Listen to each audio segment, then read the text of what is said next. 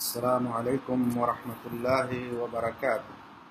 الحمد لله رب العالمين والعاقبة للمتقين والصلاة والسلام على سيد المرسلين نبينا محمد وعلى آله وصحبه أجمعين أما بعد. সম্মানিত শ্রোতাবৃন্দ, আমি খুব সংক্ষিপ্ত আকারে বর্তমান শিয়া এবং বিগত শিয়াদের মধ্যে যে আকীদা ছিল সেই আকীদারই কিছু অংশ আপনাদের সামনে তুলে ধরার চেষ্টা করব। আসলে ইসলামী ইতিহাসের খোঁজ করলে দেখা যাবে যে পৃথিবীতে সর্বপ্রথম মুসলিম জামাত থেকে যে দল বহির্ভূত হয়েছিল বা যে দল আবিষ্কার হয়েছিল তার মধ্যে সর্বপ্রথমে ছিল খারেজি, এবং তারই সাথে সাথে যে দলটি আবিষ্কার হয়েছিল সেটি ছিল শিয়া।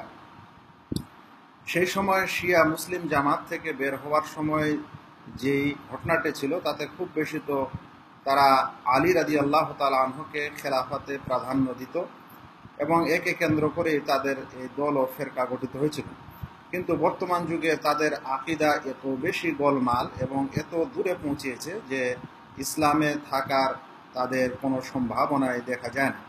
আমরা সংক্ষিপ্ত আকারে কিছু বর্ণনা দিই। এক নম্বর, আর এই বর্ণনাগুলি সব তাদের গ্রন্থ থেকে দেওয়া হয়েছে, যে গ্রন্থগুলির নাম নেওয়া হবে সেগুলো শিয়াদেরই গ্রন্থ।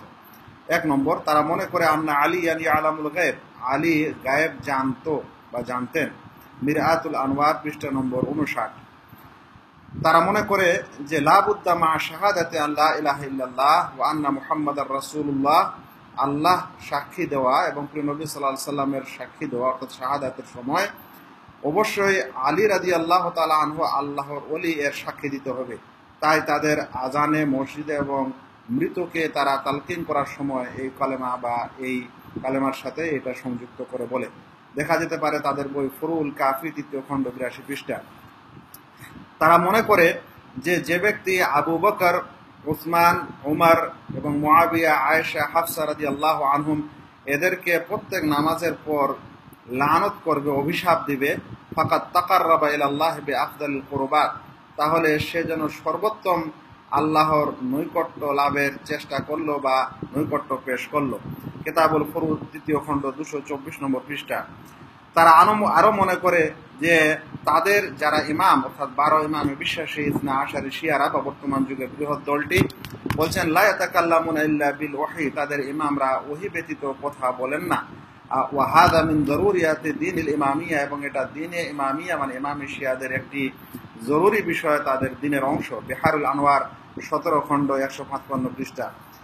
বর্তমান ইরানের জনক খোমেনি মনে করছেন তার হুকুমা ইসলামিয়া বইয়ের 52 নম্বর পৃষ্ঠায় বলছেন যে আন্নালে আইম্মাতেনা মাকামান লা ইয়াবলুগুহু মালাকুন মুকাররাব ওয়ালা নাবিয়্যুন মুরসাল, আমাদের আইম্মাদের এমন কিছু মর্যাদা রয়েছে যে মর্যাদা না তো কোনো ফেরেশতার না কোনো প্রেরিত রাসূলের আছে।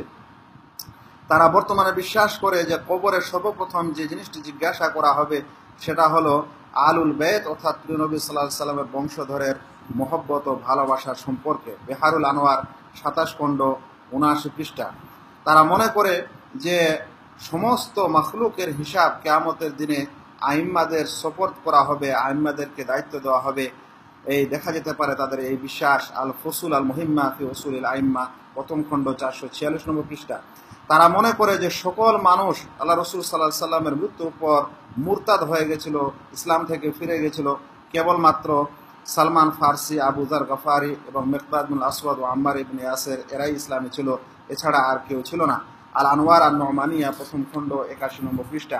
তারা মনে করে যে বা বিশ্বাস করে যে আবু বকর, উমর এরা কাফের হয়ে গেছিল, আর যারা তাদেরকে ভালোবাসবে তারাও কাফের। হাক্কুল ইয়াকিন পৃষ্ঠা নম্বর 552 দেখা যেতে পারে।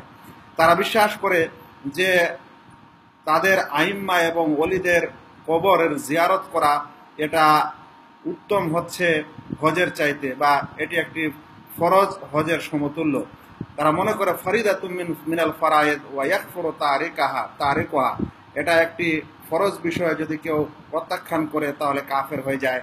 এটা দেখা যেতে পারে কামিল কিতাব ও কামিলি জিয়ারাত পৃষ্ঠা নম্বর 183। এই সকল আকীদার কারণে আমরা কি বর্তমান যুগে শিয়াদেরকে মুসলিম বলতে পারি, বা তাদের বিচারটা কি হতে পারে সহজে অনুমেয়?